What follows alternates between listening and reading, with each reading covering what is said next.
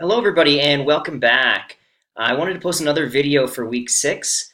Human factors is a topic that is near and dear to my heart. It's something we discuss a lot in the snow and avalanche industry, and I've done some personal research in the area, and I really wanted to expand on the human element in decision making.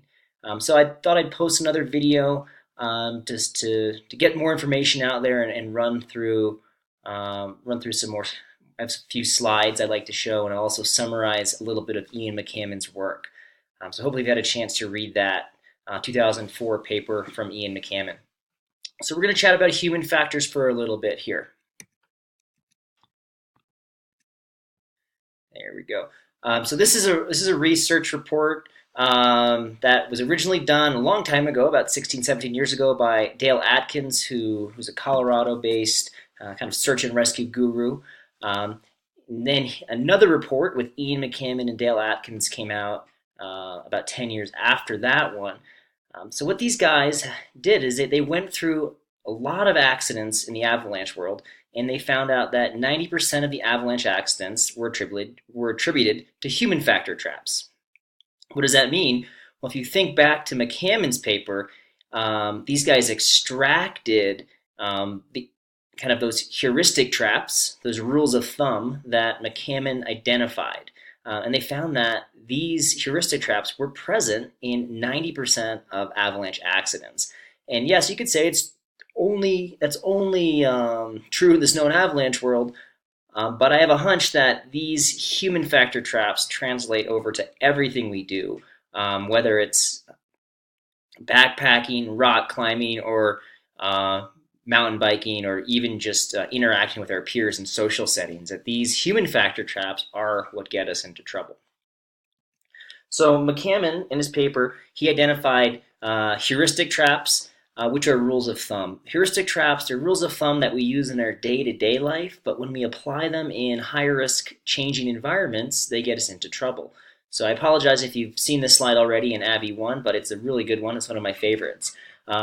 This slide essentially summarizes McCammon's paper. So he found that there were a host of heuristic traps that kind of lulled folks into bad decision making. The first was familiarity. Being familiar with the area, you would think would make you more likely to make good decisions, but the element of complacency comes into play.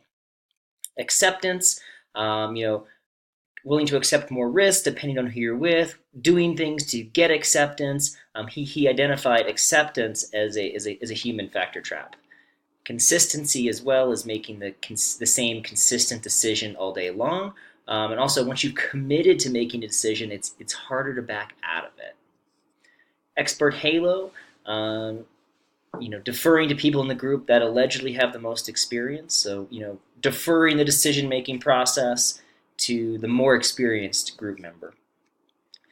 Scarcity, which he found in the snow and avalanche world, but that could be found anywhere. Imagine you're rock climbing and the route you want to do is taken, and you wanted to climb a 5.5 with good protection, but there's a 5.4 next to it with PG-13 or rated R for runout protection, and you end up going on the route that is a little bit scarier just because the route you wanted to do was taken up.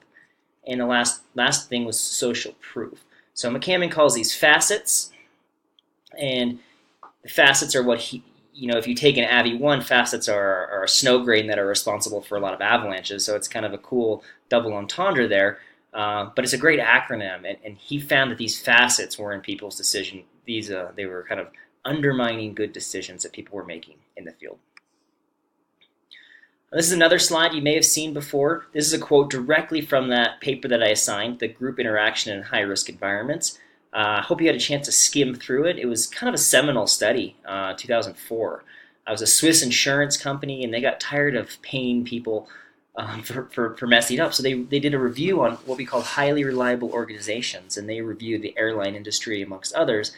And they found that bad communication and inconsistent decision-making were what led to accidents in the airline industry. So technical proficiency cannot overcome the adverse effects of poor communication. I even had that quote listed in the ISO 31000 handout as well. It's one of my favorite quotes. and this is a funny slide, but it's true. Know that different people have different levels of risk tolerance, and discussing your levels of risk acceptance and talking about human factors before you get in the field is going to be key to creating a good team. All right, so that's Unit 2, communication and risk. If we revisit the learning outcomes for Unit 2, discuss how human factors affect decision-making in small group environments, demonstrate how to give and solicit feedback, and develop a model for decision-making in a small group environment. So these are the learning outcomes, and we've had a lot of discussion about teamwork, communication, and how that all links into risk management.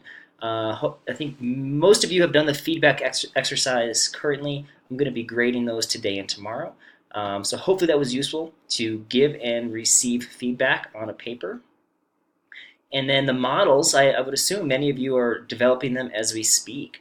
So coming up with kind of a group-based model that pools how everyone develops decisions, or everyone makes decisions in small groups environments, and then coming up with this model. So I'm excited to see your models. Creativity is encouraged. So what I want to do now is just make the link. We've been focusing the last 3 weeks on communication, feedback, expedition behavior, and I just want to make the link to risk management. Being able to communicate, being able to give and receive feedback, they're all parts of forming a solid team. And this goes hand in hand with having a solid institutional risk management plan when you're out in the field. Expedition behavior, there were some great responses last week on EB and what is it, and it is key for risk management is to be making good, solid decisions at all times. And human factors link into risk management as well. I always ask, how can I identify, anticipate, and manage the human factors that are going on in the world around me? And that will lead to better risk management. The discussion board this week, we discussed subjective and objective risks and hazards. The objective hazards will be there, but the subjective ones, they're dependent on us.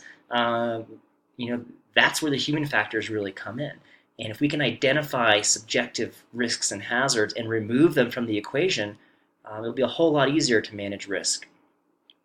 Another theme from this week was learning from near misses. I think everyone's got a chance to watch that case study. Hopefully it downloaded for you. But you could see my near miss and really extract the human factor element from our decision-making process. Total breakdown in communication, total breakdown in navigation, total expert halo and a guide's training. We basically just shifted the decision-making from person to person to person, but nobody said anything. So it was an amazing story because no one was hurt, but it would have had a very different outcome if I'd been skiing 4 feet over to the left. And the theme of learning from near misses, I'm going to post another article. It's going to be listed just below this one in the news. I'm going to update this as a news announcement. But there's something from the Harvard Business Review, How to Avoid Catastrophe. It's from the business world, but it's a really cool article, and I found it online, and I wanted to attach it as just extra reading. You're not going to be required to read it, but if you're interested in this stuff, it's a great way to see how the skills we learn in the outdoor industry and managing risks transfer back and forth between other industries, especially business. But some of the take-home points from that article are, be wary when you're dealing in a high-pressure environment. Learn when you deviate from your plan, discuss the root causes of the accidents, demand accountability, consider the worst-case scenarios, evaluate projects at every stage, and reward owning up. So reward people who say they have made mistakes, and it really encourages a culture of discussion, teamwork, and good expedition behavior. So feel free to read this article. It's pretty neat. And if you look at the bullet points on the PowerPoint here, that's exactly what I'm trying to do from that White Mountain study. I've been presenting it ever since that avalanche occurred, and I'm trying to learn from it and apply it to other situations. So looking ahead, Unit 3 is next week, starting on Monday. Unit 3 is analyzing risk management plans. We're going to develop parts of a risk management plan, and we're going to discuss risk and dangers associated with activities. What we're going to do is we're going to take everything we've learned so far this this course, and we're going to apply it in risk management plans. So we're going to return to best practices.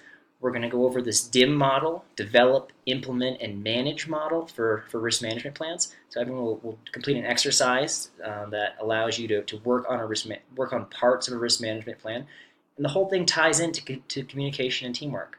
Objective and subjective risks, right? We can really manage the subjective ones if we're aware of the human factors that we might fall prey to. So that's it from that side of things. Let me just bring up this week. I'm talking for almost 11 minutes. So for this week, week 6, don't forget, so you've got your discussion boards on risks, human factors, the case study, and then assignment 2, the second part is due, part B is due on Sunday. And you'll want to just post it here.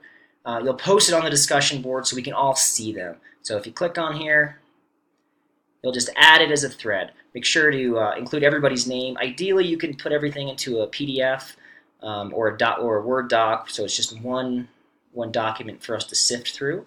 And I look forward to seeing those. And they'll be posted publicly so everyone can look through other people's models. I think it'd be pretty neat to see the work that you've all done. So thanks so much for the hard work. I know it's kind of crunch time here in the course. We've got 3 weeks left, well, 2.5 weeks left, and a few assignments to go, but keep up the good work. If you have any questions about any of the assignments, please feel free to email me, reach out. I will be around.